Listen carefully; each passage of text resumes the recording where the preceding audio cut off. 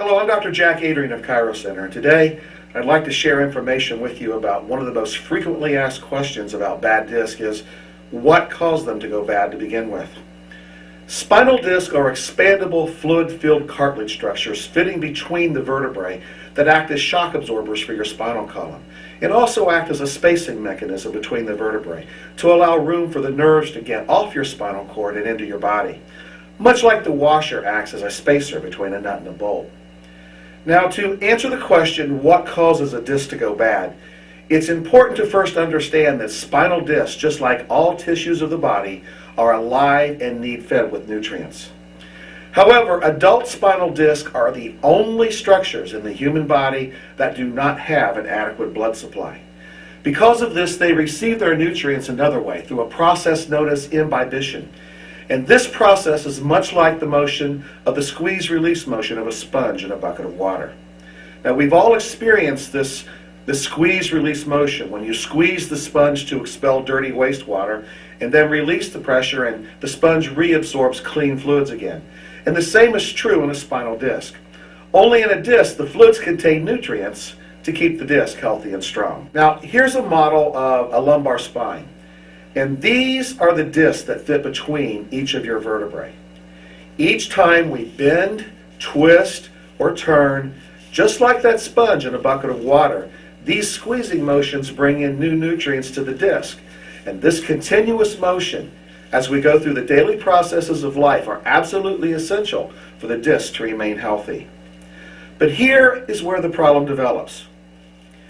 When two vertebrae get stuck together and don't move properly, a condition known as a spinal subluxation, most commonly known as spinal misalignment. When the bones get stuck together, then the disc between them can't move properly also. As a result, this squeeze-release motion necessary to bring new nutrients into the disc comes to a stop.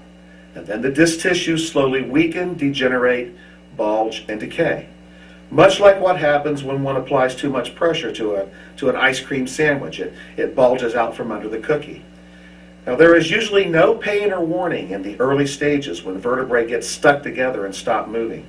And when they do, over a process of several months or even years, the discs slowly dry out and weaken until something so simple as a little lift, a little twist, or even reaching over to pick a pencil off the floor causes the disc to tear and begin failing.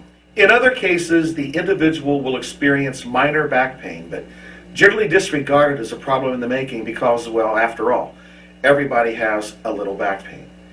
By disregarding these early warning signs, in most cases, people are unknowingly setting themselves up for a significant disc problem or even a disc disaster as time goes on. The development of a disc problem is much like the process leading up to a heart attack. The clogging of the arteries occur for many, many years without symptoms before an actual heart attack itself. Most disc problems have developed over many years before significant symptoms ever develop. The truth is the simple actions of twisting, bending, lifting ordinary objects should not cause back pain. And this only happens because the discs have gone through the process of silent dehydration and degeneration long before these simple actions occur. In other words, the discs were predisposed to injury, meaning that less action, less bending, less twisting, less lifting was needed to cause a major reaction of pain. I often share this example with people. If you were to go 30 or 40 years without ever brushing your teeth, what shape do you think your teeth would be in after this time? While healthy teeth are very important, your spinal discs are so much more important because they help maintain the integrity of your body's master control system, your nervous system. Indeed, they help maintain the integrity of life itself within your body. But because the discs are well out of sight, most people give them little concern or attention until there is a major problem. Whether you first noticed your pain just a few days ago, or if your pain happened to come on several months or even many years in the past, in all likelihood, you were totally unaware of the loss of the motion that caused the disc to go bad in the first place.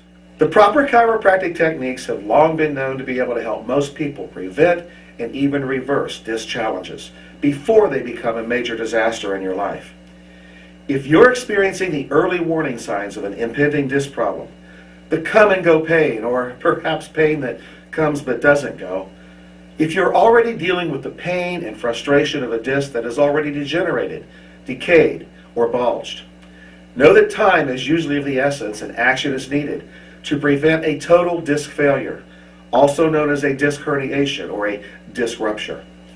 If such is the case, I invite you to give me a call here at ChiroCenter. Let's sit down together and discuss your options. Like the links of a chain, your spine are only as strong as its weakest link. And in your spine, a bad disc is that weak link. We've helped thousands of people throughout the years overcome disc challenges and prevent surgery, and it's my hope that you can be one of our next success stories. I hope this information has been very valuable to you.